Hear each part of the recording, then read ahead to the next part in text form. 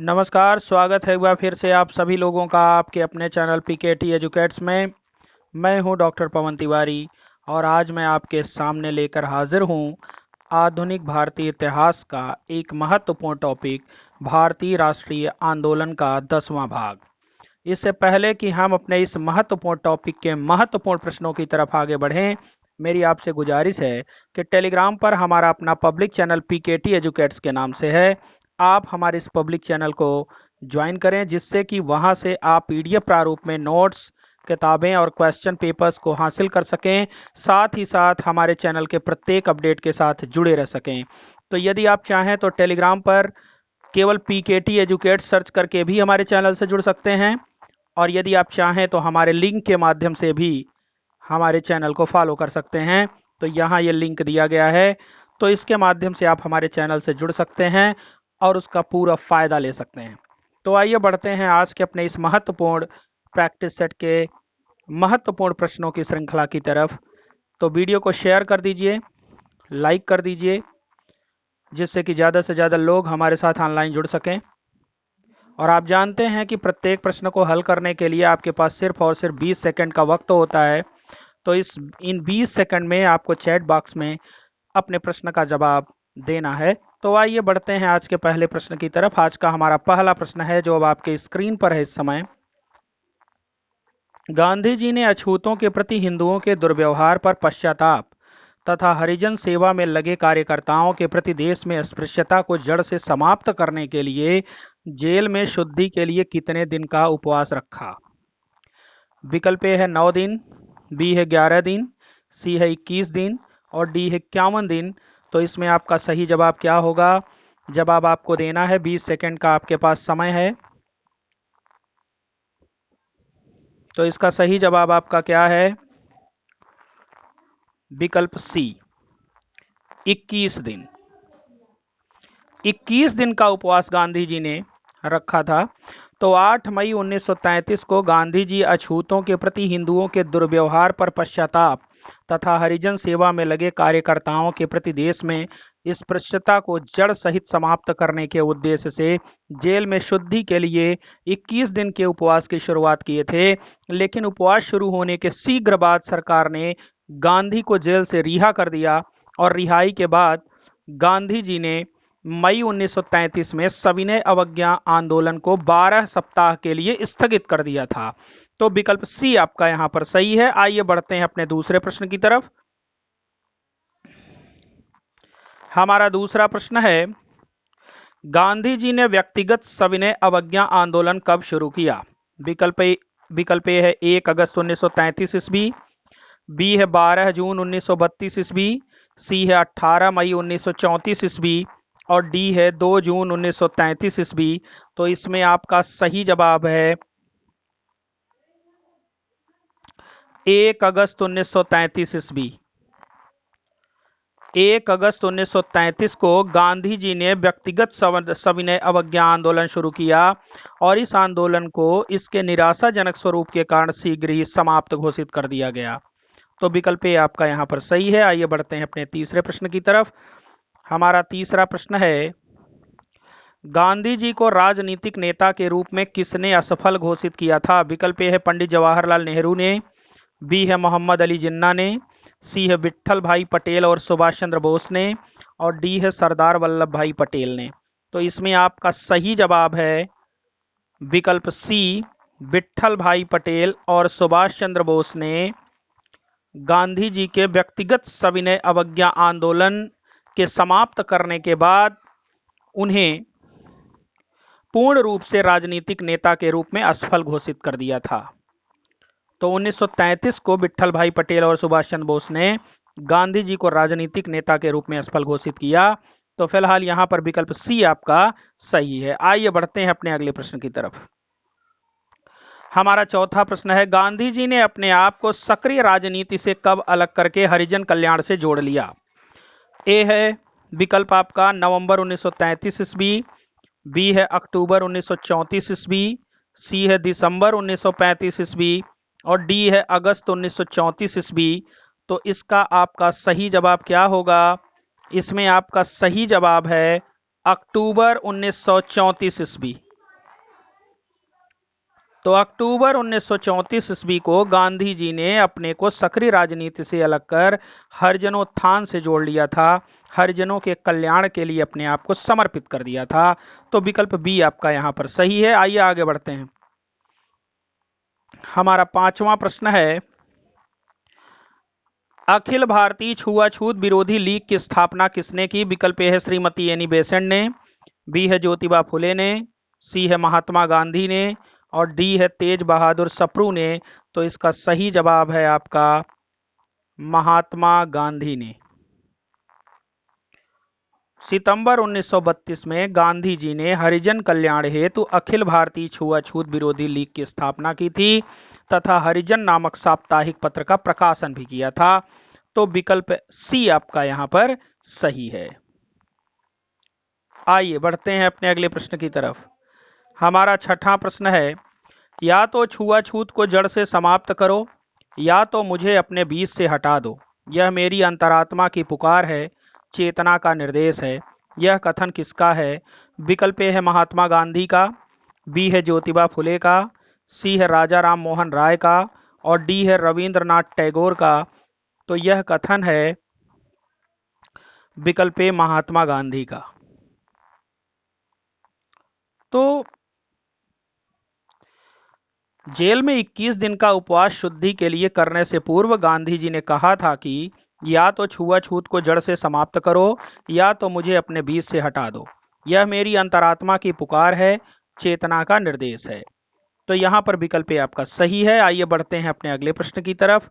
हमारा 7वां प्रश्न है, गांधी जी ने हरिजन यात्रा कब प्रारंभ की? विकल्प है 15 जनवरी 1935 ईस्वी, बी है 16 अगस्त 1932 ईस्वी, सी है 7 नवंबर 1933 ईस्वी और डी है 20 सितंबर 1934 ईस्वी। तो गांधी जी ने 7 नवंबर 1933 ईस्वी को हरिजन यात्रा प्रारंभ की थी। कब की थी? 7 नवंबर 1933 ईस्वी को हरिजन यात्रा प्रारंभ किया था। तो विकल्प सी आपका यहां पर सही है। आइए आगे बढ़ते हैं। हमारा 8वां प्रश्न है, गांधी जी ने हरिजन यात्रा कहां से प्रारंभ की? विकल्प ए है नवसारी से, बी है जामनगर से, सी है साबरमती आश्रम से, डी है वर्धा से। तो इसमें आपका सही जवाब है विकल्प डी। गांधी जी ने हरिजन यात्रा कहां से प्रारंभ की थी? वर्धा से प्रारंभ की थी। तो विकल्प डी सही है आपका। आइए आगे बढ़ते हैं। हमारा 9वां प्रश्न है, हरिजन यात्रा के दौरान गांधी जी ने लगभग कितने मील की यात्रा की? विकल्प ए है 14,500 मील, बी है 12,500 मील, सी है 15,000 मील और डी है 11,000 मील। तो इसका सही जवाब है आपका विकल्प बी, 12,500 मील की यात्रा गांधी जी ने की थी।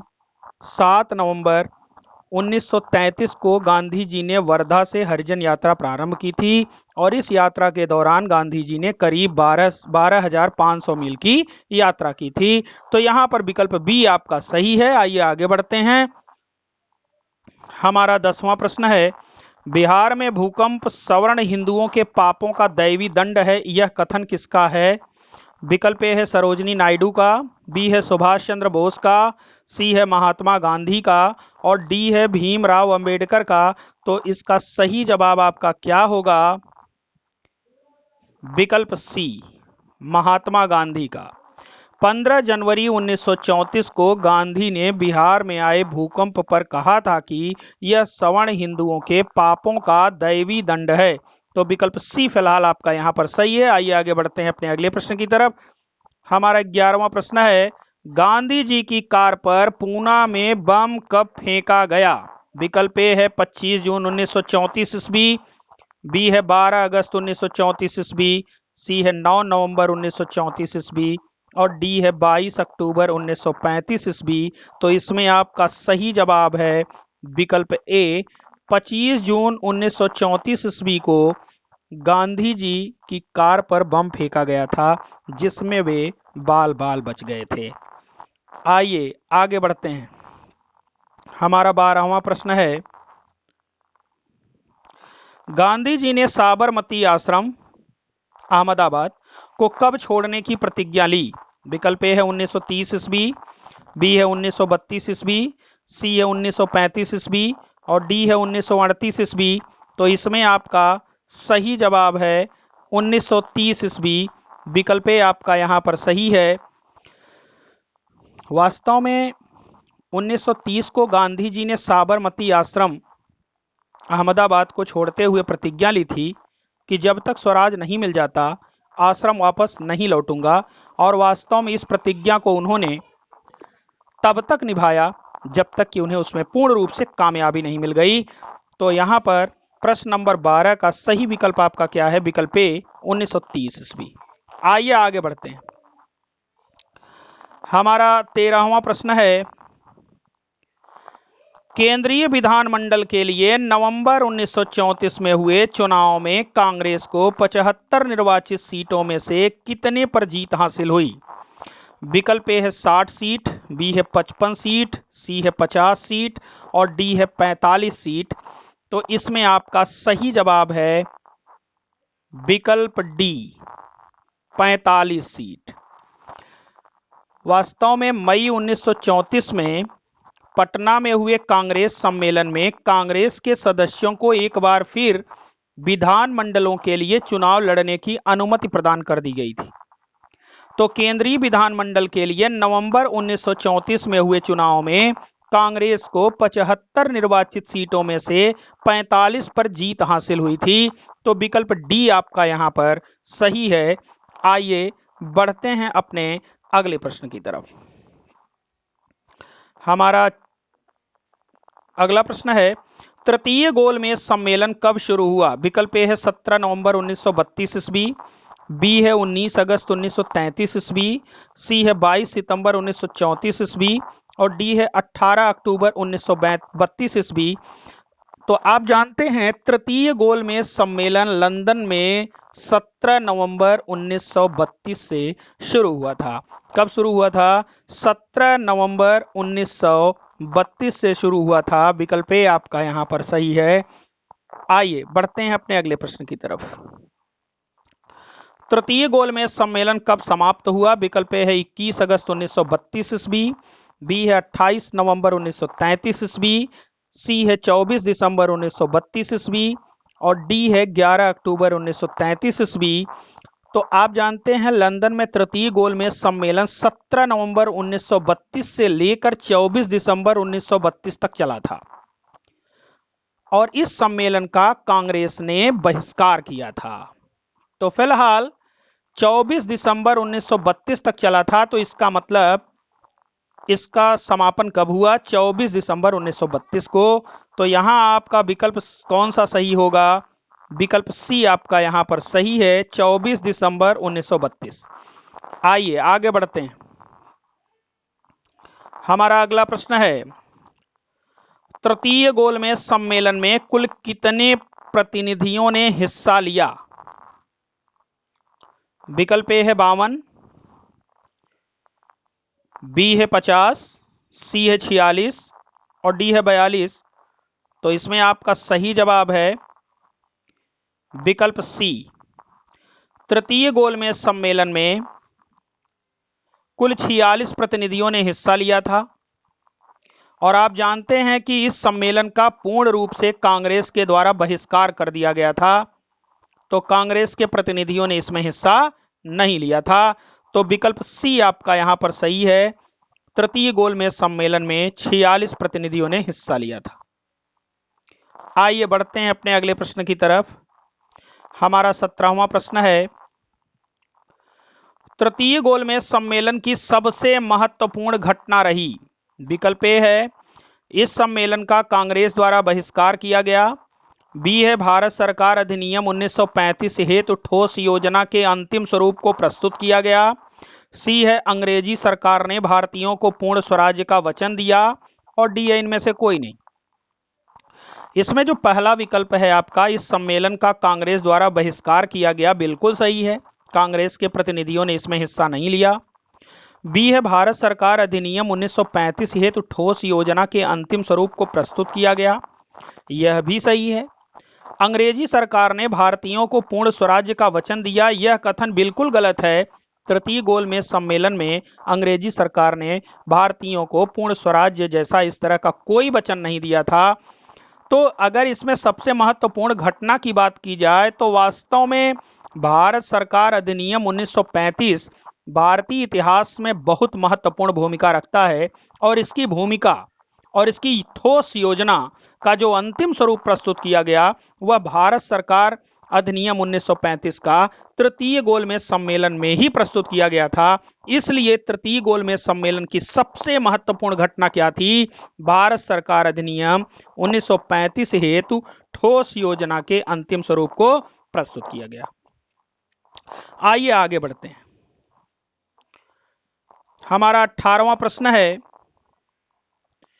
ब्रिटिश सरकार ने श्वेत पत्र कब प्रकाशित किया? विकल्प ए है मार्च 1933 ईस्वी, बी है जून 1934 ईस्वी, सी है अगस्त 1933 ईस्वी और डी है सितंबर 1934 ईस्वी। आप जानते हैं 1935 का अधिनियम बनने में कई वर्षों का समय लगा था। इसकी शुरुआत साइमन कमीशन की नियुक्ति के साथ ही हो गई थी। साइमन कमीशन की रिपोर्ट 1930 में पेश किए जाने के बाद तृतीय गोलमेज सम्मेलनों में इस पर चर्चा हुई थी।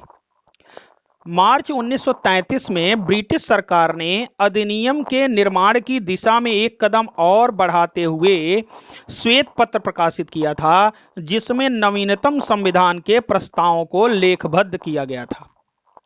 तो इसमें नवीनतम संविधान के प्रस्ताव को क्या किया गया था? लेखबद्ध किया गया था।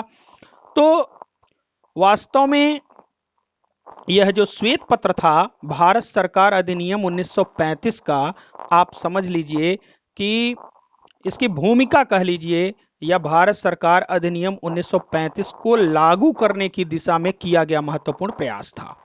तो फिलहाल ब्रिटिश सरकार ने श्वेत पत्र कब प्रकाशित किया था? मार्च 1933 में। विकल्प ए आपका यहां पर सही है। आइए बढ़ते हैं अपने अगले प्रश्न की तरफ। हमारा 19वां प्रश्न है, श्वेत पत्र की योजना भारत को स्वशासन देने की योजना नहीं है, यह तो भारत में संवैधानिक प्रगति की दिशा में एक नई किस्त है। यह कथन किसका है? विकल्प ए है लॉर्ड इरविन का, बी है सर जॉन साइमन का, सी है लॉर्ड कर्जन का और डी है सैमुअल होर का। तो इसमें आपका सही जवाब क्या है? विकल्प डी, सैमुअल होर का कथन है यह। आप जानते हैं श्वेत पत्र के बारे में तत्कालीन भारत के सचिव सैमुअल होर ने हाउस ऑफ कॉमन्स में कहा था कि श्वेत पत्र की योजना भारत को स्वशासन देने की योजना नहीं है, वह तो भारत में संवैधानिक प्रगति की दिशा में एक नई किस्त है। श्वेत पत्र पर आगे विचार हेतु ब्रिटिश सांसद ने दोनों सदनों की एक संयुक्त प्रवर समिति का गठन किया था, जिसके अध्यक्ष लॉर्ड लिनलिथगो थे। कौन थे जिसके अध्यक्ष? लॉर्ड लिनलिथगो थे। तो संयुक्त प्रवर समिति के अध्यक्ष कौन थे? लॉर्ड लिनलिथगो थे। यह भी प्रश्न परीक्षाओं में पूछा जाता है। तो फिलहाल विकल्प डी आपका यहां पर सही है। आइए बढ़ते हैं अपने अगले प्रश्न की तरफ। हमारा 20वां प्रश्न है, संयुक्त प्रवर समिति की रिपोर्ट के अनुसार कितने प्रतिशत राज्यों के शामिल होने पर ही भारतीय संघ की स्थापना हो सकती थी? विकल्प ए है 40%, बी है 50%, सी है 60% और डी है 55%। तो इसका सही जवाब आपका क्या है? विकल्प बी 50%। तो संयुक्त प्रवर समिति ने रिपोर्ट में कहा कि भारतीय संघ की स्थापना तभी हो सकती है जब कम से कम 50% राज्य इसमें शामिल हों। प्रवर समिति की रिपोर्ट पर आधारित एक विधेयक दिसंबर 1934 में ब्रिटिश संसद में पेश हुआ तथा सम्राट की अनुमति के बाद 2 अगस्त 1935 को कानून बन गया। तो फिलहाल यहां पर विकल्प बी आपका सही है 50%। और इसी के साथ आज के हमारे इस प्रैक्टिस सेट के महत्वपूर्ण प्रश्नों की श्रृंखला समाप्त होती है। और मैं पूरी उम्मीद करता हूं कि आज आपने ज्यादा से ज्यादा प्रश्नों को सही किया है। यदि आप चाहें तो हमारे इस प्रश्न पत्र को हमारे टेलीग्राम चैनल से डाउनलोड कर सकते हैं और एक महत्वपूर्ण बात, आपने जितने भी प्रश्न सही किए हैं, ईमानदारी के साथ कमेंट बॉक्स में ज़रूर बताएं कि आप कहां तक बेहतर कर पा रहे हैं, जिससे कि मैं आपके साथ और बेहतर कर पाऊं। और बस इतना ही, ढेर सारी शुभकामनाओं के साथ अब मैं लेना चाहूँगा आपसे विदा। That's all, thanks to all of you.